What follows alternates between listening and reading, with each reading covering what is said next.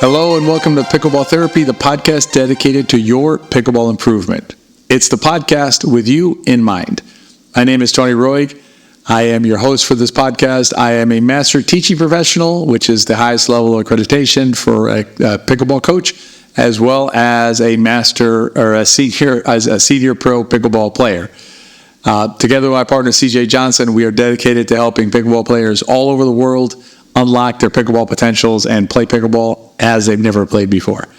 In this week's podcast, we're going to be talking about a secret sauce. And we don't usually use a lot of hyperbole in what we do. We don't like using terminology that makes it sound like it's more than what it is. But this week's podcast is, in fact, a secret sauce that if you understand this and digest it, it'll help you really gain focus on what you're doing and also improve your pickleball, because you'll be able to shed just so much noise out of the situation that you're in. And in the Riff, we're going to be talking about a concept that I was reminded of in the last couple of days. I've been able to play some pickleball, which I haven't been able to play a lot recently. And the title of the Riff is that winter survival is not on the line. So I want to talk about it in the Riff, and I think you're going to find this week's podcast super exciting as we get into it. Before we jump into the podcast, a couple of housekeeping notes. First of all, I would like to welcome our July 2023 pickleball system class. The pickleball system class just closed for enrollment, so our class is launched for July 2023. We're super excited to be able to work with these players and to help them along their pickleball journey. If it's something that's of interest to you, we will have a class opening up again in the fall. So be on the lookout for that. If you're on our email list, you'll be notified of our next system class opening. But it's always interesting to see, it's exciting. You see a new group of players come into a class, and they're excited to learn. And based on our track record with the pickleball system, I can guarantee you that the vast majority of these players will, in fact, improve significantly with their play. So welcome to the pickleball system. It's great to have you as part of our class. And I also wanted to mention that we do have some pickleball system camps coming up in Dallas, Texas in November. So if you want to join CJ and I on court, you have a great opportunity to do this. It's November 13th and 14th and the 16th and 17th of November. 2-day camps, 12 hours of camp time. It's going to be at the Oasis facility in Dallas, Texas. Be a lot of fun. Definitely join us. We don't have a lot of camps during the year because of the other time commitments that we have. We do enjoy the camps. They're a lot of fun. You get a ton out of these camps. And if you get the opportunity to join us, definitely check that out. I'll put a link down in the show notes. You can click on the link. It'll take you to the page, and you can sign up for one of the camps. Highly recommend you do it soon, because these camps always fill up, and they always fill up pretty quick. So get in there as soon as you can and join us for one of our camps. You will not be disappointed. All right, let's jump into the main portion of our podcast today. And the word of the week, which is behind me if you're watching it on the video, is less. And the reason the word up there is less is because the secret sauce that we're going to be talking about today for pickleball and for your just being calm and focused and knowing what to work on is that pickleball is a sport where less is more. And it's counterintuitive. It can feel like, wait a minute, that's not right.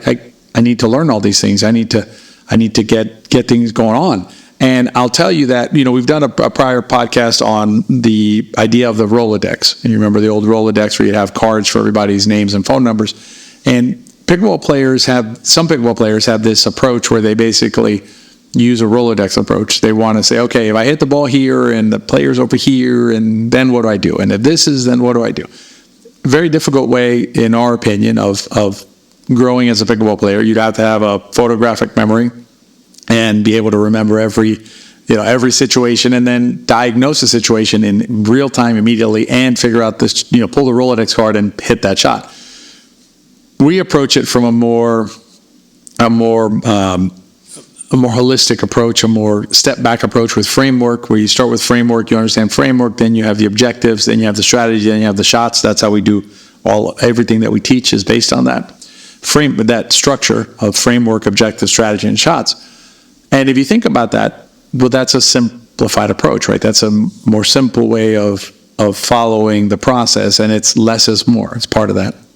And, you can take this concept of less is more and look at all sorts of different areas of the game, and I'm confident you're going to come up with the conclusion that in all of those situations, less is in fact more when you're playing pickleball. And I'll give you an example. I'm analyzing, I'll give you a couple of situations. I'm analyzing a 4.5 match where I know the folks in the match, and so it's a young man, and I think it's either a family member or a friend, and they're playing two other players, 4-5, 19-plus tournament.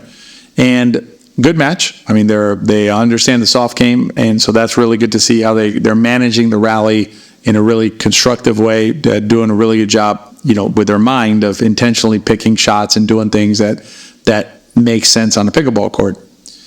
But mechanically, there's a lot of moving parts, okay? And it's not a criticism of these young men. It's a very common thing that we see in pickleball. Players think that they need to move the paddle around a lot in order to get the job done. I also see it when I watch open play. This morning and yesterday, I played some games with some friends, and in watching, I'm always have the coach's eye on when I'm walking around, and so I see the players out there hitting balls, and there's just a lot of paddle movement. Before hitting the ball, during contact, and after hitting the ball, just the paddles are flying around all over the place, and that kind of movement tends to result in more errors mechanically than if you had a more simplified motion. When you watch pro players, the best pro players, their motions are very compact. You think of a player, like a J.W. Johnson, who can just hold his paddle out there with the backhand, and just from there, he just moves it forward. A.J. Kohler, the same way. When you think of the female players, you think of like an Etta Wright, or you think of the Kawamoto players and players like that. Very compact strokes, and very effective strokes, because what they've figured out is I don't need all that excess motion with my paddle, which is causing me to lose control of my shot, have a greater chance of error, and things like that. You could also think about it in terms of the number of shots that you need, not just the mechanics in a particular shot, but how many shots do you actually need to play?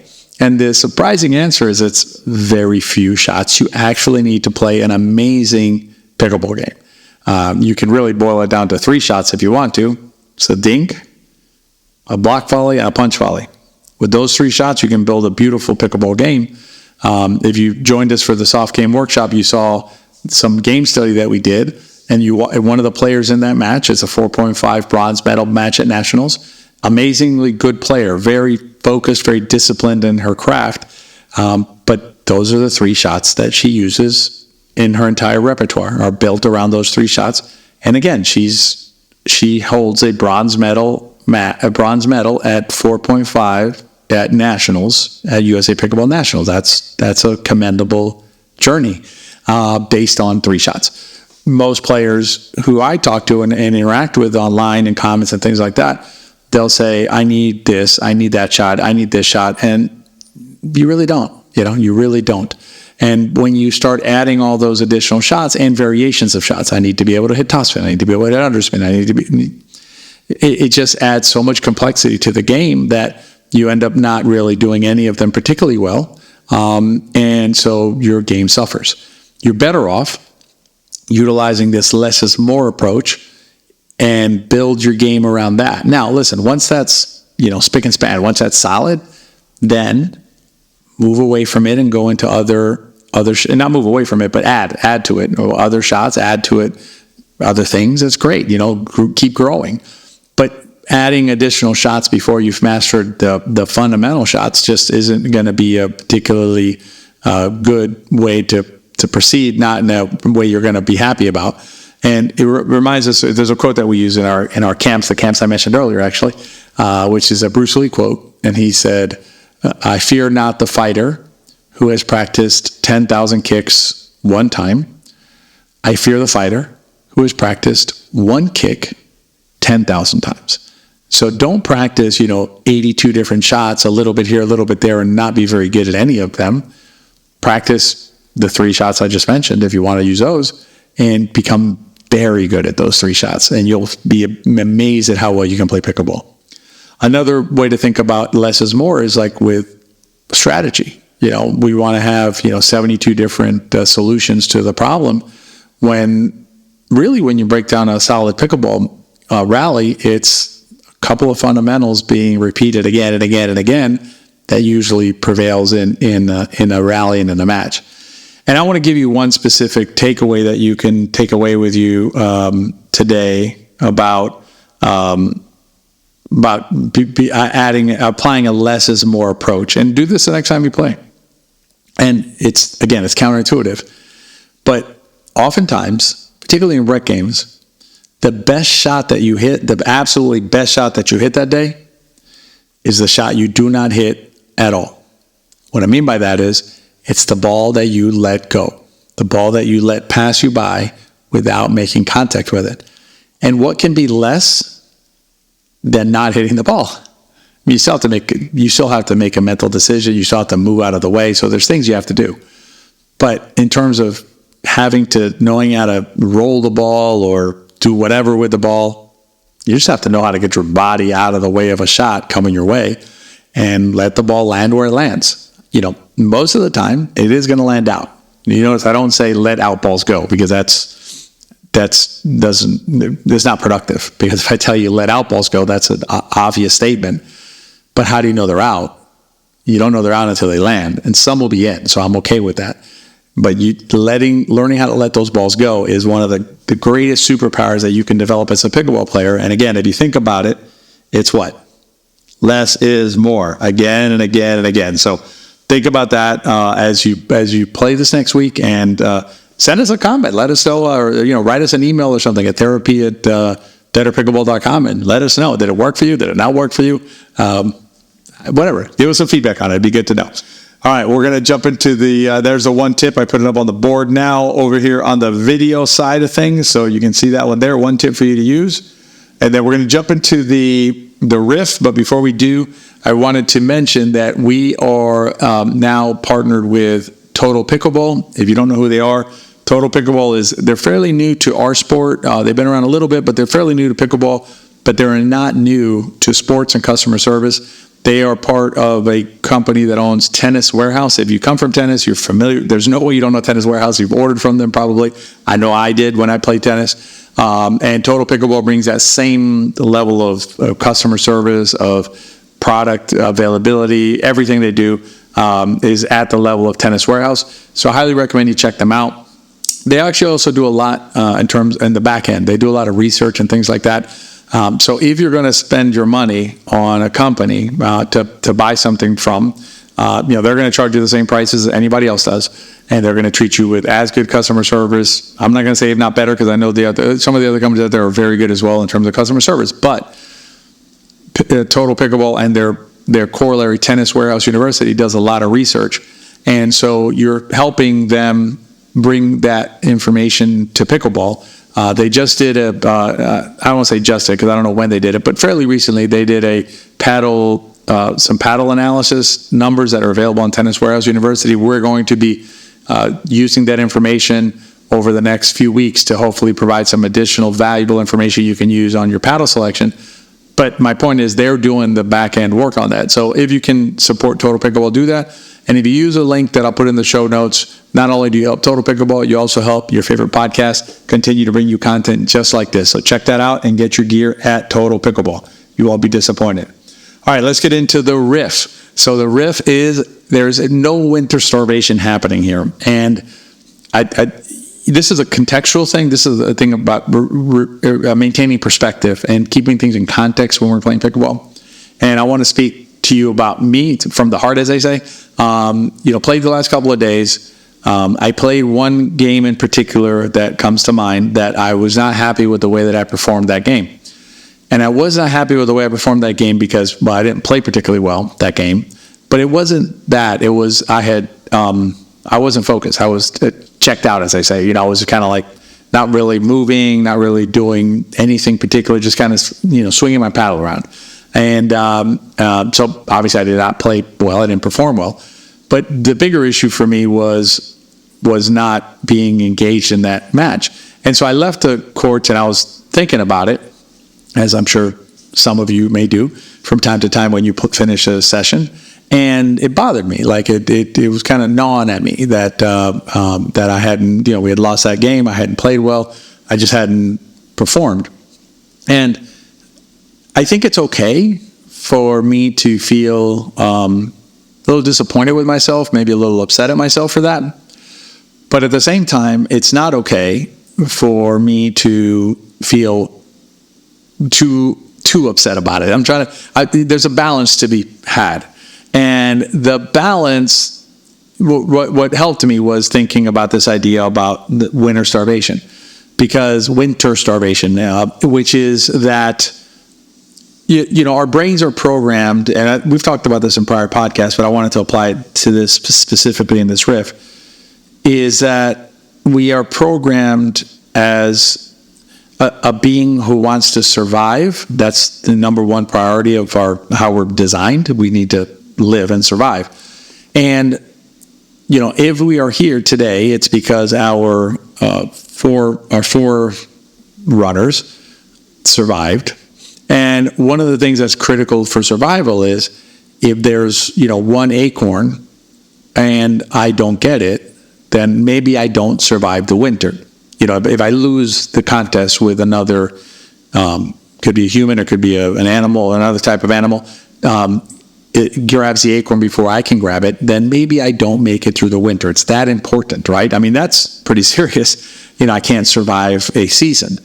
And we don't really have that anymore. I mean, I'm not saying nobody has it. I know that there's folks out there who are less fortunate and or maybe have more struggles, and I respect that, and that's part of life. And I wish things were easier for sure. But for most of us, we are not going to starve this winter because we lost a pickleball game, or because we just didn't have we weren't focused during a game, or whatever the reason for the loss is. No one listening to this podcast is going to suffer consequences adverse as starving during the wintertime. And so there's a balance that we need to strike between, caring. I care about pickleball. I care about my results. I care about how I perform. I care about my focus. I care about how I carry myself. And it's important for me to do the best that I can. But sometimes the best that I can is 100% of 10%, as I say.